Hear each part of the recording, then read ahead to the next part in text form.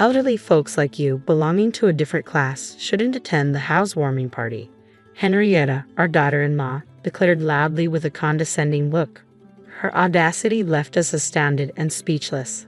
I had tolerated Henrietta's remarks for Warren's sake, but her disrespectful attitude finally pushed me over the edge. My husband, Reagan, shared my sentiment. We exchanged glances, nodded in agreement, and confronted Henrietta. "Understood," she said, smiling smugly before returning to Warren. "I am Bridget, 73 years old, and Warren is our son with Reagan." Warren had always been reserved but came into his own in college. After graduating high school, he found a job and eventually brought home a quiet woman he was seriously dating. Despite her nervous demeanor, her sincerity in wanting to marry Warren won us over, and we happily consented to their marriage. 3 years into their marriage, during Christmas, Warren and his wife were coming home for the first time. I was excited, having let them spend their first Christmas alone. Henrietta, initially shy, gradually relaxed and seemed to get along with Reagan. As darkness fell, I prepared dinner, and Henrietta offered to help in the kitchen. As we stood there, an unfamiliar voice disrupted the moment. "It's cold. This house is too cold," said Henrietta, her voice unexpectedly low and harsh. I turned to her in disbelief as she rubbed her hands together, wearing a discontented expression I had never seen before. Her eyes met mine, filled with undisguised displeasure.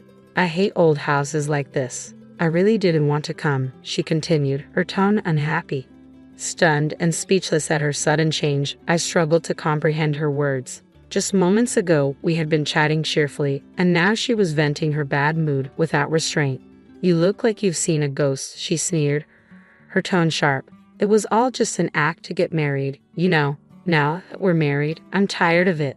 Anyway, hurry up and get ready. I'm hungry." Henrietta, seemingly annoyed by my stunned silence, gestured dismissively towards the stove. I hurried to obey, shaken more deeply than I realized. I began bustling around, preparing for the visit. Henrietta, however, did nothing but dictate, not lifting a finger to help. She complained incessantly, criticizing my methods while making no effort herself. As preparations neared completion and only serving remained, Henrietta suddenly sprang into action. She charmed Reagan and Warren, blushing at their praise. It was then that I finally understood Henrietta's true nature. 10 years later, Warren and his wife were returning for a visit. Henrietta had revealed her true colors many times in my presence, always maintaining a different demeanor around Reagan and Warren.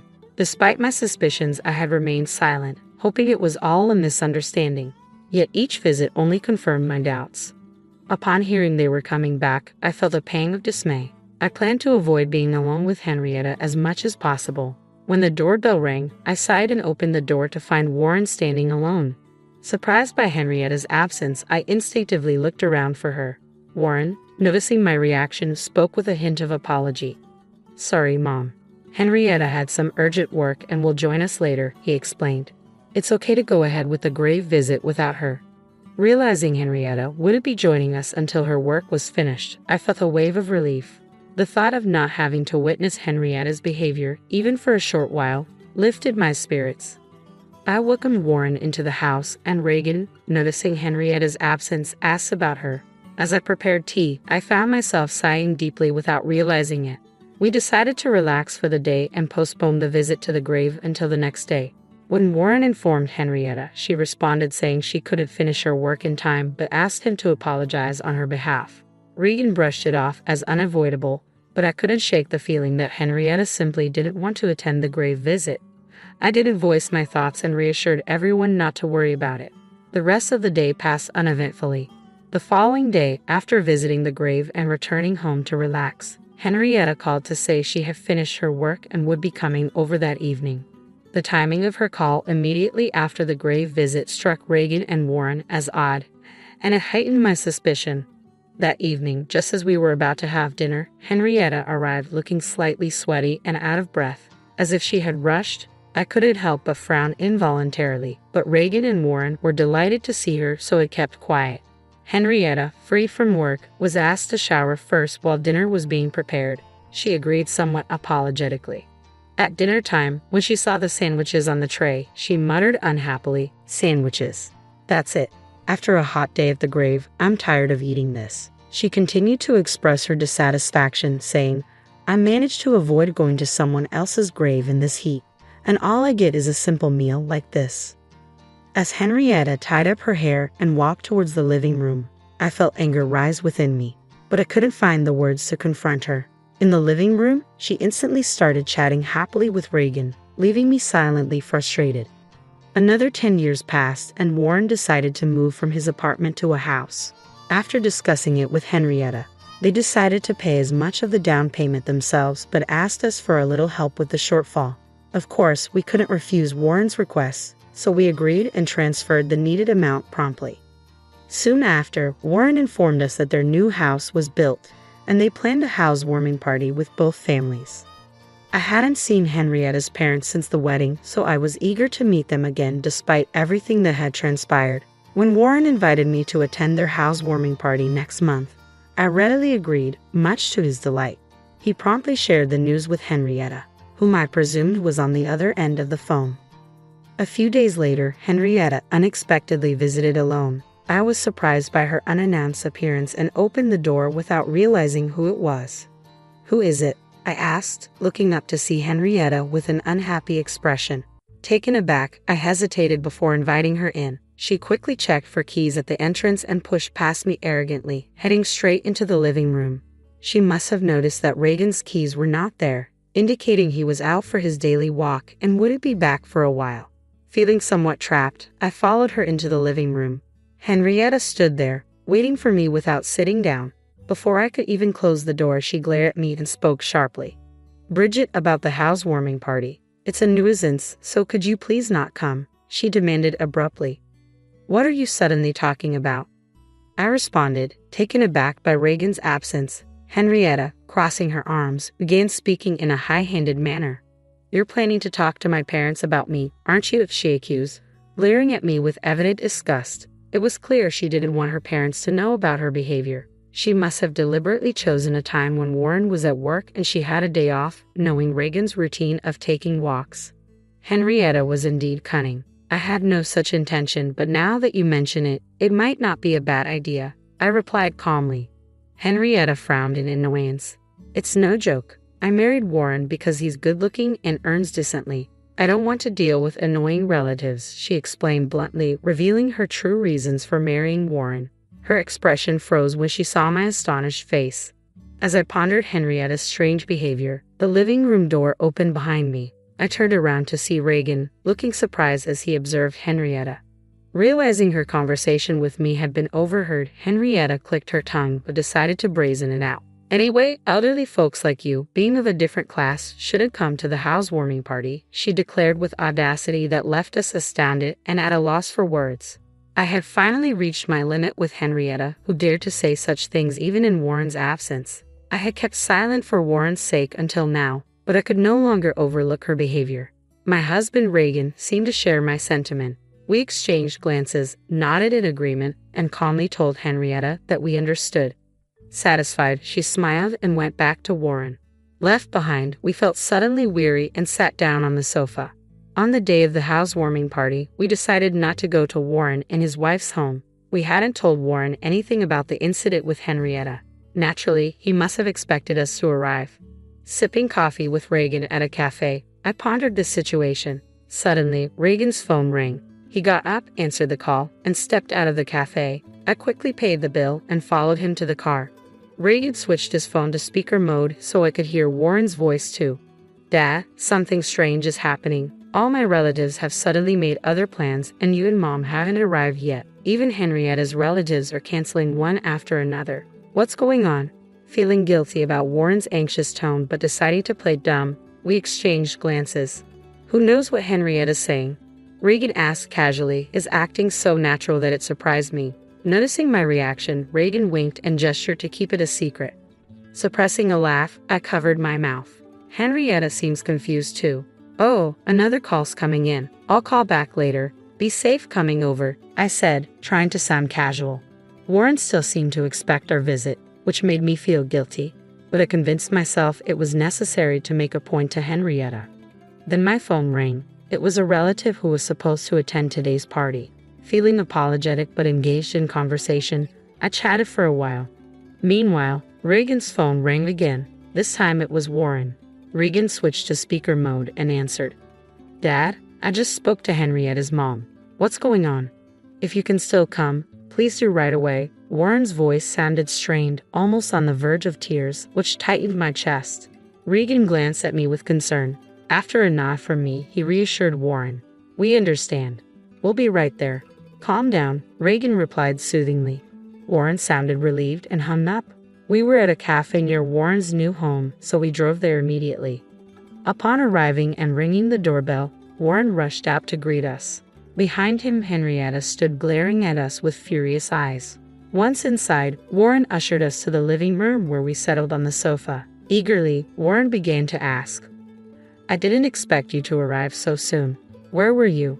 What's going on? All our relatives are angry, Henrietta's relatives are apologizing, and I have no idea what's happening. Calm down, Warren. First of all, congratulations on your new home. I began, trying to soothe him. I'll explain everything. Turning to Henrietta, who sat silently, I continued, You know why we're the only ones here, don't you? What do you mean? Henrietta feigned ignorance, prompting a slight sigh from me before I continued. It seems you didn't want us here, but given the current situation, your worries are over. I explained calmly. What does that mean? Warren sounded confused, his brow furrowing. I smiled slightly and continued. Both your relatives and ours know everything now. Unfortunately, your plans have failed. You've already been reprimanded by your relatives, haven't you? A low growl unmistakably from Henrietta interrupted. Regan and I were astonished to hear her reaction for the first time, but I ignored it, maintaining eye contact with Henrietta. Now that your true nature is exposed, why don't you just accept it? I asked. I didn't invite you. Henrietta's voice was quieter now, making Warren lean in closer to hear her repeat herself. Suddenly, Henrietta raised her head, stood up, and began to yell. I didn't invite you. I told you not to come. Why did you come anyway? And spreading lies among the relatives, framing me, is that fun for you? Taken aback by her intensity, Warren recoiled. I sighed as Henrietta continued to insist she was the victim. Mobile phones are so handy, aren't they, Henrietta? I nodded at Regan, who took out his phone, operated it, and then looked at Warren. I just wanted to marry Warren because he's good-looking and earns decently. I don't want to deal with troublesome relatives. Anyway, elderly folks like you, being of a different class, shouldn't come to the housewarming party. Henrietta's words from that day played from Regan's mobile phone. Henrietta turned pale and glanced at Warren. After hearing the playback, Warren slowly turned to Henrietta, his mouth agape. Henrietta tried to deny it, but what excuse could she give after that recording? The weather turned bad, so I cut my walk short and came back only to hear this incredible conversation. I couldn't help but record it, Regan explained regretfully. Warren looked at me for confirmation, and I nodded firmly. I couldn't believe it at first either, Warren, but the truth is there in the recording. Henrietta's true feelings in her last words were said despite my presence. It's hard to escape now, Regan said, fixing his gaze on Henrietta. Could anyone stay calm knowing she had been deceiving everyone since her dating days with Warren, let alone after their marriage? Regan continued. Seeing his stern look, Henrietta dropped her shoulders and ceased her struggle. This seemed like affirmation to Warren, who abruptly stood up and left the house. It happened so suddenly that we couldn't stop him. Although Regan hurried after him, Warren soon returned. Apparently, Warren had driven off somewhere, leaving his mobile phone behind, making it impossible for us to call him. Henrietta was left behind, surrounded by us, trembling and pale, huddled up helplessly. Eventually, Warren returned, holding something in his hand, which he slammed in front of Henrietta. Send the divorce papers and leave, he said quietly. Henrietta looked up at Warren, her mouth agape, but Warren repeated himself. He took a pen from the holder on the table and began to fill in his part. After finishing, Warren forced the pen into Henrietta's hand and tapped on the divorce papers. Come on, sign and leave, he said forcefully. Overwhelmed, Henrietta, though frightened, filled in her part. She looked at Warren when finished, but he avoided eye contact, checking for any missing details. Finding no errors, Warren forcefully made Henrietta stand up and dragged her to the front door. He pushed her outside, ignoring her attempts to cling to him and throwing her bag outside. It's late, so I'll submit this tomorrow. Don't ever come back to this property, Warren said, slamming the door shut and locking it. Henrietta's pleading voice could be heard from outside, but Warren ignored it and turned to apologize to us. "I'm sorry for the trouble. I had no idea she was like that." We could say nothing to his deep apology, just embracing him. Before long, Henrietta's voice faded away. We decided to stay at Warren's new home that night. The next morning, Warren submitted the divorce papers first thing, and his divorce from Henrietta was finalized. Concerned about his heartache, we chose to stay another night. That evening, with a somewhat calmer Warren, we discussed everything that had happened. As we recounted the past events, Warren listened with clenched fists. Regan, who was also unaware of these details, placed his hand on my shoulder as I spoke. Then, we revealed the truth about the current situation after Henrietta had left, telling us not to come. I learned that Regan had spontaneously recorded the conversation. Together, we decided to inform Henrietta's parents. When we called and explained the situation, Henrietta's parents initially were in disbelief but changed their attitude and kept apologizing after hearing the recorded audio. Angry about their daughter's misdeeds, they intended to inform the relatives who had planned to attend the housewarming party not to go. After hanging up, we discussed and decided to do the same with our relatives. They too were furious and said they wouldn't attend. That is how the current situation unfolded. Hearing all this, Warren's shoulders drooped again, worried but unable to do anything. We decided to spend another night. The next day, Warren came into the living room looking relieved and shared what happened the previous night. He had apparently contacted his former in-laws. Henrietta was now at her parents' home, being disowned and facing eviction. They also planned to bring alimony, which would be imposed on Henrietta as her debt. While Warren felt this was not enough, he seemed more settled than expected. After returning home, we immediately started packing up our old house. Now dated, it was set to be handed over as the house was being remodeled for us to live in together. Since Warren was at work during the day, the renovations were scheduled to take place then. Though costly to modify a newly built home with some financial gain from the recent events and our help, the decision was made. While waiting for the house's remodeling, we were happily clearing out our old home. "Surely Mom and Dad would prefer to live with me rather than you, Emma," my pregnant sister-in-law Karen declared, affectionately cradling her belly. "After all, you can't even give them grandkids. Since we're moving here, it's only fair that you and your husband find a new place." I responded with a simple, "Okay," although Karen seemed quite content with my quick acquiescence. Deep down, I felt a sense of relief at the prospect of finally breaking free from our strained relationship. My name is Emma, and I've been married to Scott. Together, we've been grappling with the challenges of infertility. Having spent years working as a child care worker, my love for children ran deep within me. So when I discovered that conceiving was proving difficult after marrying Scott, it shook me to my core. I even confided in Scott, expressing my fear that he might regret marrying me, considering our struggle. With his gentle demeanor, Scott reassured me, saying, "I didn't marry you for children. I married you because I love you. Whatever challenges we face, we'll face them together." His words resonated with me, and we embarked on the journey of fertility treatments hand in hand. Reflecting on it now, I realize how fortunate I am to have such an exceptional husband by my side. Initially, I attempted to juggle fertility treatments with my job, but the demands of shift work made it increasingly challenging. As the treatments progressed, my emotions became more fragile, often leading to tears at the sight of children, a stark reminder of my own uncertain path to motherhood. Recognizing the strain it placed on both myself and my colleagues, and recalling Scott's suggestion that I could explore being a stay-at-home wife, I made the difficult decision to resign from my job.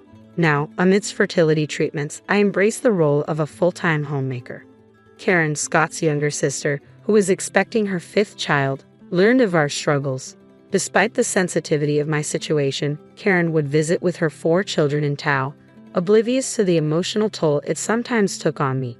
With a casual tone, she'd remark, "Emma, you're at home now, aren't you? Why not lend me a hand with the kids? You used to work in childcare, didn't you? Take care of them for me, will you?" And with that, she'd leave her children in my care to indulge in her beauty treatments and manicures. Whenever I mentioned that it wasn't appropriate for me to babysit, Karen would dismissively retort, "In a society where people aren't having enough children, isn't someone like me, who's raising kids, more admirable? You who can't even have children should just do as I say." It was frustrating to care for someone else's children without compensation, even if she was my sister-in-law. Despite her abrasive demeanor, I couldn't ignore the longing in her children's eyes for their mother's presence. Each time they asked when she returned, it tugged at my heartstrings. I wondered the same thing myself. Naturally, I shared my concerns with Scott, including how Karen was leaving her children with me while she indulged in her beauty treatments. Scott, seething with anger, confronted Karen over the phone, only to be met with dismissiveness. Emma should be thrilled to be around kids since she can't have any of her own, Karen retorted. After all, she used to work with children, so what's the big deal? Scott, undeterred, approached Karen's husband Rob, hoping for some understanding. However, Rob echoed Karen's sentiments, insisting that our assistance was necessary. Our kids seem to enjoy Emma's company, and it's a big help to us, Rob stated. Once Emma gets pregnant, we won't impose on her anymore. But until then, we'd appreciate her support. Karen is exhausted from caring for the children, and as a homemaker, Emma should be able to pitch in. Scott had assured me that if Karen ever showed up uninvited, I have full authority to send her packing. However, her 4 children had a habit of darting straight to the back room without so much as a hello the moment they entered our home.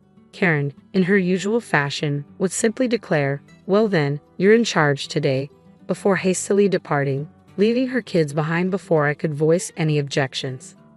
One day, Karen broke her usual routine by unexpectedly stepping inside our house. Typically, she dropped off her children and swiftly left, so I was taken aback when she inquired, "When are you moving to the new house?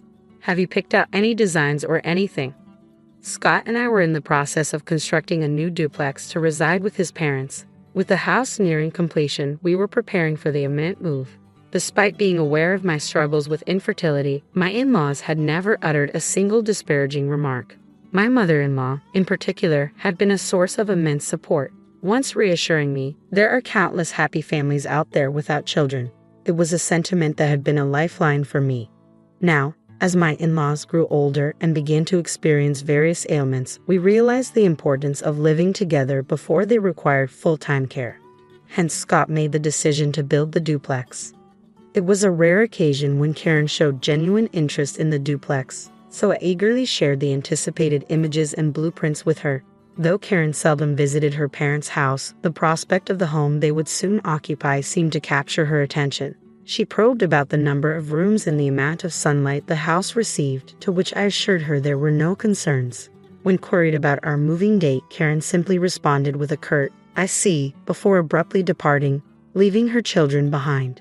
A sense of unease lingered within me, but at the time, I brushed it off. Eventually, the decision was made for us to move into the 2-family home. Shortly thereafter, my in-laws settled in, and our life together with Scott's parents commenced seamlessly. Living under one roof proved to be harmonious, and we felt truly fortunate to have such kind-hearted in-laws. Then, unexpectedly, Karen made an unannounced visit one day, accompanied by her 4 children. Without so much as a glance at her kids, she turned to me and uttered, "Hey Emma, we need to talk." As my in-laws, who hadn't seen their grandchildren in quite some time, were being overwhelmed with attention, I found myself abruptly escorted out to the hallway. Amidst my concerns about whether my in-laws, who had been lamenting their recent back problems, could manage the energetic kids, Karen dropped a bombshell. "Hey, why would you and Scott vacate this house?" I was caught off guard by her unexpected words, but Karen forged ahead, seemingly unconcerned with my reaction. "Undoubtedly, Mom and Dad would prefer to reside with me rather than with you, incapable of granting them grandchildren. After all, I'm their true daughter, bound by blood," Karen declared haughtily, her hand caressing her burgeoning belly. It was evident that Karen's scheme involved moving in with my in-laws and relying on them for childcare. "See how thrilled Mom and Dad are to dote on their grandchildren," Karen remarked, gesturing towards my struggling in-laws who were attempting to manage their lively brood of grandkids. Despite my futile attempts to reason with Karen, her determination remained unyielding. Each passing moment only fueled my simmering resentment towards her for ridiculing my infertility and imposing her children on my compassionate in-laws. After much contemplation, a solution dawned on me, and with a resigned nod, I uttered, "Fine, we'll find another place." Karen eagerly set the timeline for our departure and their subsequent occupancy, leaving her children behind once more. Yet amidst the chaos, I found a sense of relief, viewing this as an opportunity to sever ties with Karen. As time elapsed, the day arrived for Karen's family to move into the duplex that Scott had painstakingly built. Wondering if the transition had been smooth, my phone suddenly rang. It was Karen. As I picked up the phone, Karen's voice pierced through with an edge of fury. "What on earth is going on? Why hasn't your stuff been cleared out yet? There's no space for our belongings. And where are Mom and Dad supposed to go?" Scott, his parents, and I had vacated the two-family residence, but some furniture remained behind. Karen's agitation was palpable, prompting my reply. "The decision was sudden, so we've only partially moved out for now. Your parents are staying with us." "Unbelievable." Karen's retort came swift and sharp. "I find it outrageous that you and your husband have taken it upon yourselves to move into the house Scott built without consulting us. It's equally outrageous to offload the kids onto us and gallivant around town, despite our repeated warnings about the challenges of caring for them." "That's beside the point for now. Can I just dispose of any remaining furniture that I don't care for?" Karen inquired impatiently. "If you're truly intending to move in, feel free to do so. But are you absolutely certain about this?" I questioned, a hint of skepticism lacing my words. "What do you mean?" Karen snapped irritably. It was then that I dropped the bombshell. "Can you and your husband manage the mortgage for that house? It's a substantial investment, given it's a two-family home." By that juncture, I had already spun a web of lies. Even my apparent agreement to their moving in was fabricated. There was no way I could entertain Karen's notion of seizing control over the duplex that my husband Scott had painstakingly constructed.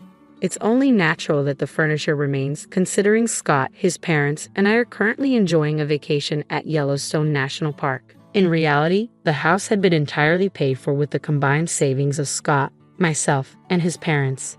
There was no mortgage to speak of, but the fabrication served its purpose in rattling Karen. Scott and his parents were in on the plan. When Karen demanded to speak with Scott, he adopted a mischievous grin and echoed my deception, claiming there was still a mortgage.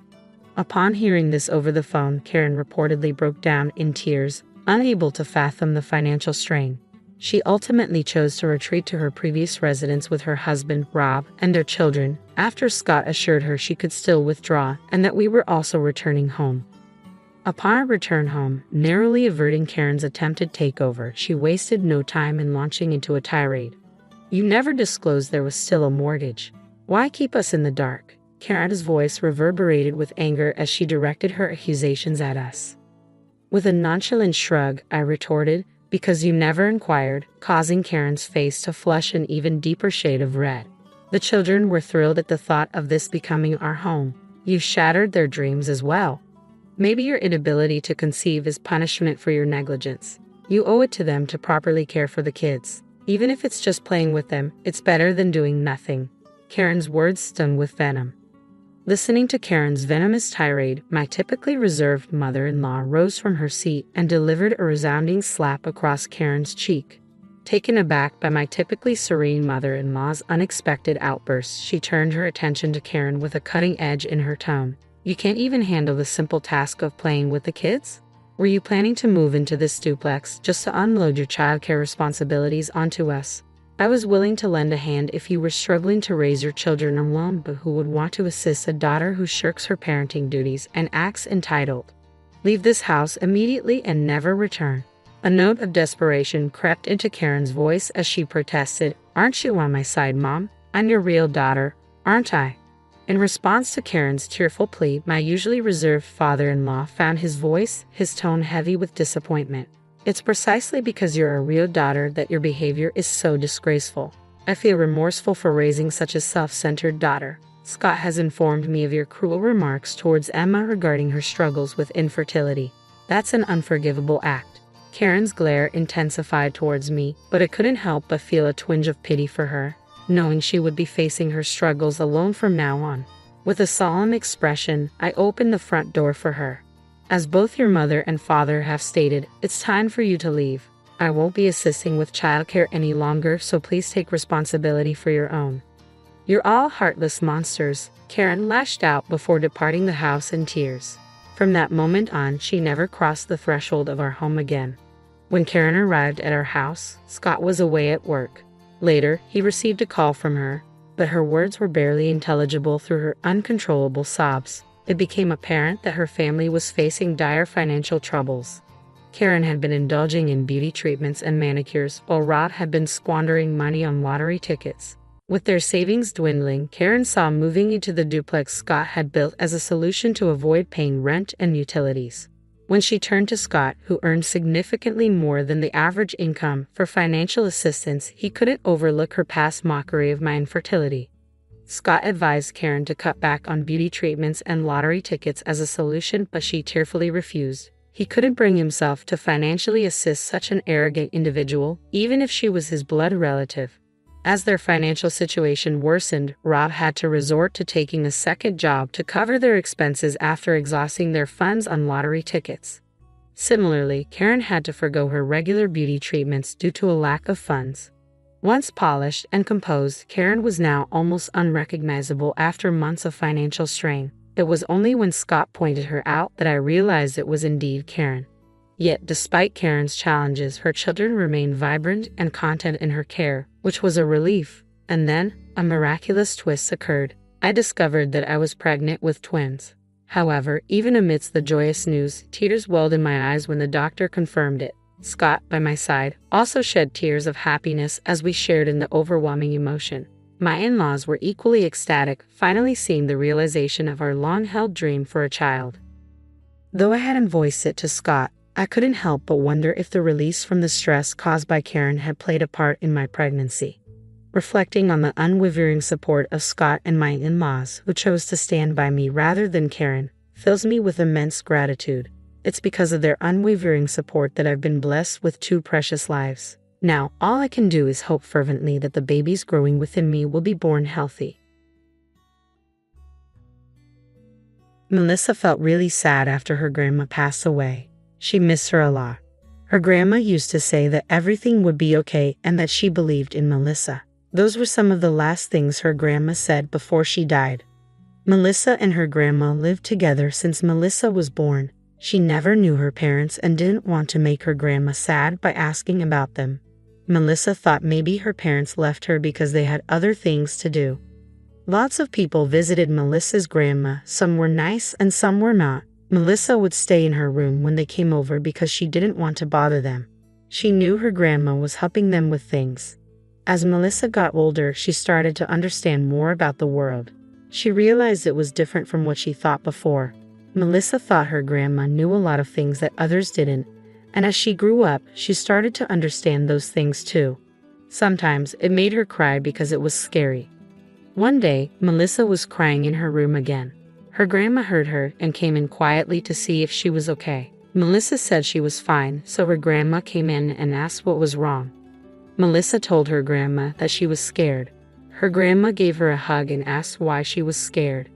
Melissa told her grandma everything.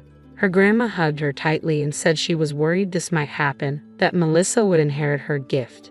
After her grandma passed away, Melissa didn't know what to do. She was only 15 and worried she would have to go to an orphanage and then to a foster home. Melissa didn't want that, so she decided to run away and hide somewhere far away. She didn't know why she made that decision, but she hoped it would work out somehow. Mr. Wesley Harris kissed his daughter on the forehead and promised to come home earlier. Chelsea sighed and told her dad it was okay for him to be at work a lot. She reassured him that she would be fine.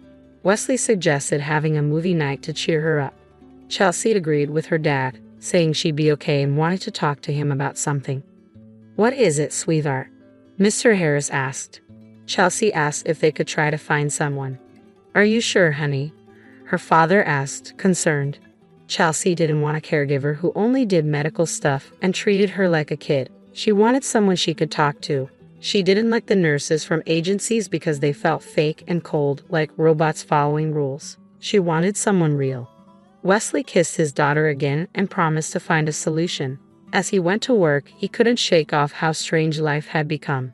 Just 5 years ago, he had a happy family, but now his wife had died in a car crash, and his daughter was seriously ill and bedridden. Despite spending a lot on her medicine, Chelsea's health was deteriorating, and the doctors weren't hopeful. At first, Chelsea's illness wasn't so scary. She got treatment and seemed like any other kid, but things took a turn for the worse. Chelsea started losing weight fast and became very weak. It had been a year, and she could barely leave her bed. Lately, she'd been in more pain, and it broke Wesley's heart to see her suffer. Despite doctors' prescriptions, the painkillers didn't seem to help much, and Chelsea was becoming resistant to stronger ones. When Wesley arrived at work, his driver asked if he could leave early because his wife was being discharged from the hospital. "Congratulations. Of course, go ahead. Let me know if you need anything," Wesley said. The driver thanked him and asked if he could take a day off tomorrow. "Sure, take it. By the way, is it a boy or a girl?" "It's a girl. We named her Melissa." Wesley smiled and complimented the name Melissa. He wished his driver congratulations again and headed to his office. Despite the bustling activity around him, life seemed dull and dreary at home. While others celebrated weddings and births, his family silently waited for what would come next. The hardest part for Wesley was staying strong and not crumbling under the weight of it all. He tried his best to support Chelsea and smiled as much as he could. Chelsea was smart and mature, handling her condition remarkably well. But it pained Wesley to see her confined to her bed, knowing there was little hope for improvement. His secretary interrupted his thoughts, asking him to sign some papers. "Andy, I need your help. I'm looking for someone to spend time with my daughter. Not from an agency, someone real." "That's tricky. Maybe someone her age or someone in need of a place to stay," Andy suggested. "Yeah, we could try that. Okay, give me the papers," Wesley said, ready to explore this idea. Wesley finished his work early to keep his promise to Chelsea. He decided to stop by a convenience store to buy her some sweets, even though the housekeeper and doctor said she shouldn't have sugar. Wesley knew a chocolate bar would make her happy, even if it wasn't the healthiest choice. As he left the store, he noticed a girl standing outside who seemed troubled. Despite not looking homeless, Wesley felt she needed help. He approached her and asked if she needed assistance. The girl was initially scared but then smiled and asked for some spare change. She explained she was out of money and hungry. Wesley spotted a nearby restaurant and offered to buy her some food. "Thank you so much, sir. This is really embarrassing," the girl said. "No need to feel embarrassed. Let's get you something to eat," Wesley replied kindly. As they walked to the restaurant, Wesley couldn't help but think about the girl's age. She seemed to be about 15 or 16, just like his daughter Chelsea. But there was something in her eyes that made her seem bolder. The girl ate eagerly, and watching her made Wesley hungry too. Suddenly, he had an idea. "I'm sorry, I never asked your name," Wesley said. "I'm Melissa," the girl replied. "Melissa, where are your parents? Do you live with them?" Melissa paused. "I don't really know them. I used to live with my grandma in a trailer park, but she passed away 7 months ago, so I moved to the city." "Do you have somewhere to stay?" Wesley asked. Melissa shrugged. "I was staying with my grandma's friend for a while, helping out around the house, but then her kids took her to another city." "So, you're saying you have nowhere to go?" Wesley asked. Melissa nodded. "I guess not. Would you like to come live with us? I have a daughter," Wesley offered. "Is she sick?" "How do you know?" Melissa asked, surprised. Melissa noticed Wesley's confusion and explained how she figured out he had a daughter who was sick. "You're pretty sharp. How old are you?" Wesley asked. "I'll be 16 soon," Melissa replied. "Do you have any identification with you?" Wesley inquired. "It's at the mall nearby. A nice janitor lets me keep my stuff there. Sometimes I help him clean and he lets me stay," Melissa explained. Wesley considered the situation. He liked Melissa. "So, what do you think? Want to come live with us? We have a nurse and a housekeeper. My daughter just needs someone to talk to," Wesley offered. "I understand. Yeah, I can do that," Melissa agreed. "You barely know me, yet you agreed to come with me," Wesley remarked. "Don't worry. I trust you," Melissa replied. "How much do you think I should pay you?" Wesley asked. "You don't have to pay me anything," Melissa said, kindly declining. Wesley thought Melissa was very innocent and genuine. They were in a car, driving past the bright lights of the city, and Melissa was gazing out the window. Wesley saw this as an opportunity to discuss his daughter. "So, Melissa, let me tell you about Chelsea." "You don't really have to. If she wants to, she'll share her story with me when she's ready," Melissa replied. Wesley agreed with a nod. He was still perplexed and curious about where Melissa had actually come from. When they got to his house, Wesley first showed Melissa her bedroom. She really liked it. It's beautiful. I've never had a bed like that. Make yourself at home. You can unpack while I step out for a bit, Wesley said.